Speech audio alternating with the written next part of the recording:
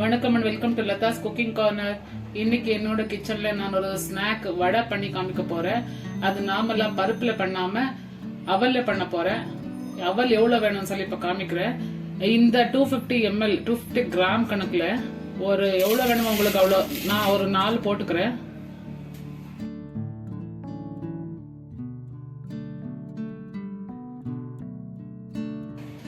இப்போ இது 4வது கப்பு, ஒரு 1/2 கிலோ கணக்கு வரும். இப்போ இந்த அவலை ஊற வச்சிடலாம். ஒரு 10 இல்ல 15 நிமிஷம் ஒரு டைம் நல்லா கழுவிட்டு அப்புறமா ஊற வச்சிடலாம். இது இப்போ 2-3 டைம் அலசி நான் கழுவிட்டு இந்த மாதிரி தண்ணி வச்சு ஊற வச்சுருக்கேன். ஒரு 10 நிமிஷம் இல்ல 15 நிமிஷம் இருக்கட்டும். இப்போ இந்த அவல் ஃபுல்லா முழுங்குற அளவுக்கு நான் தண்ணி வச்சேன். அந்த தண்ணியெல்லாம் இப்போ ஈரமா ஃபுல்லா உள்ள அதை இறங்கிடுச்சு. இப்போ இந்த மாதிரி ஃபுல்லா நசுக்கி பிசுக்கி ஃபுல்லா டைட்டா கொஞ்சம் கூட தண்ணி இல்லாத மாதிரி ஒரு கிண்ணத்துல மாத்திக்கணும். இப்படி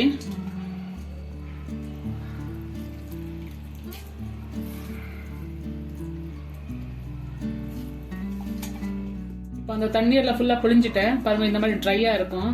இந்த மாதிரி இருக்கும்போது இப்போ என்னென்ன போடணும் இன்கிரீடியன்ஸ் சொல்லி காமிக்கிறேன். இது ஒரு 2 ஸ்பூன் பெரிய ஸ்பூன் அளவு அரிசி மாவு போட்டுக்கிறேன்.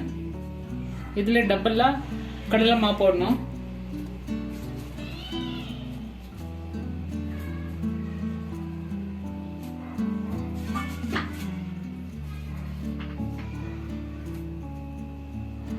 வீட்டுல செஞ்ச மாவா இருந்தாலும் பரவாயில்ல, கடையில வாங்கி வந்த மாவா இருந்தாலும் பரவாயில்ல.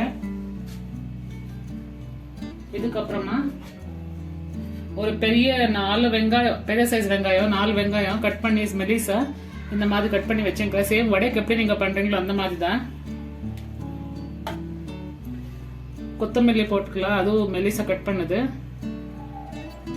இஞ்சி ஒரு கொஞ்சோண்டு, கருவேப்பிலை அவ்வளோதான் கொஞ்சோண்டு, ஒரு 4 பச்சை மிளகாய்,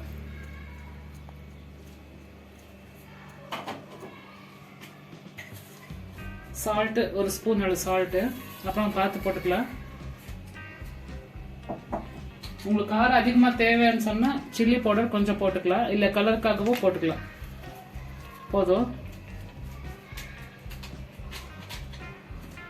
இப்போ இதெல்லாம் நல்லா சேர்த்து தண்ணி ஊத்தாம அப்படியே கலக்கணும். ஏன்னா அந்த அவல்லையே தண்ணி கொஞ்சோண்டு இருக்கும், அந்த அப்புறம் வெங்காயத்துல இருக்கும்.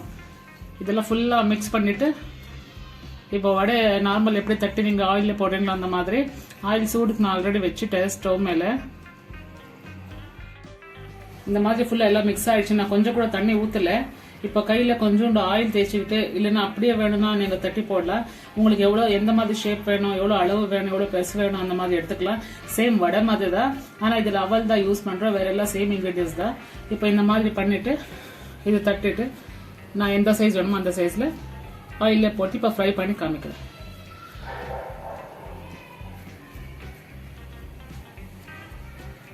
ஆயில் ஆல்ரெடி சூடு ஆயிடுச்சு. இப்போ ஒன்னா இப்படியே தட்டி தட்டி வச்சுக்கலாம். பாத்தீங்களா, இப்போ எல்லாம் ஃபுல்லா போட்டாச்சு. ஒன்னா இப்படி மெதுவா திருப்பி வச்சுக்கணும். சிம்லயே இருக்கட்டும், அதிகமா ஹை ஃப்ளேம்ல வேண்டாம்.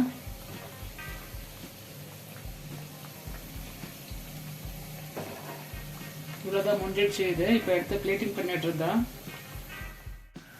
இப்போ இந்த அளவு போது வந்துடுச்சு. வெள்ளை கலர்ல வடை. இதுக்கு உங்களுக்கு கலர் வேணும்னா சில்லி பவுடர் இல்ல காஷ்மீரி சில்லி பவுடர் போட்டுக்கலாம். கலர் வேண்டாம்னா இந்த மாதிரி இருக்கட்டும். எப்பவுமே ஒரே கலர் தான் சாப்பிட்டு வருமே, டிஃப்ரெண்டா இருக்கட்டும் சொல்லி இந்த மாதிரி பண்ணி காமிச்சுக்கிறேன். இப்போ இந்த ஆயிலேயே ஒரு 4-5 பச்சை மிளகாய் கீறிட்டு சும்மா அப்படி ஃப்ரை பண்ணி இதுக்கு மேலே போட்டுக்கலாம். ஈவினிங் ஸ்நாக் மாதிரி, இல்லை சாப்பாட்டுக்கு, ரசத்துக்கு, சாம்பாருக்கு கடிச்சிக்கிறதுக்கு ஆகும். ஸ்டவ் ஆஃப் பண்ணிட்டேன். இந்த எண்ணெய் சூடாக இருக்கும். இந்த எண்ணெயிலேயே ஒரு 4-5 பச்சை மிளகாய் எப்படி ஃபுல்லாக நீட்டாக நறுக்கி வச்சுக்கிறேன். கொஞ்சம் ஃப்ரை ஆயிடுச்சுன்னா அதுக்கு மேலே வச்சு சர்விங் போர்லேப்பா சர்விங் பிளேட்டில் அவங்களுக்கு காமிக்கிற எப்படின்னு சொல்லி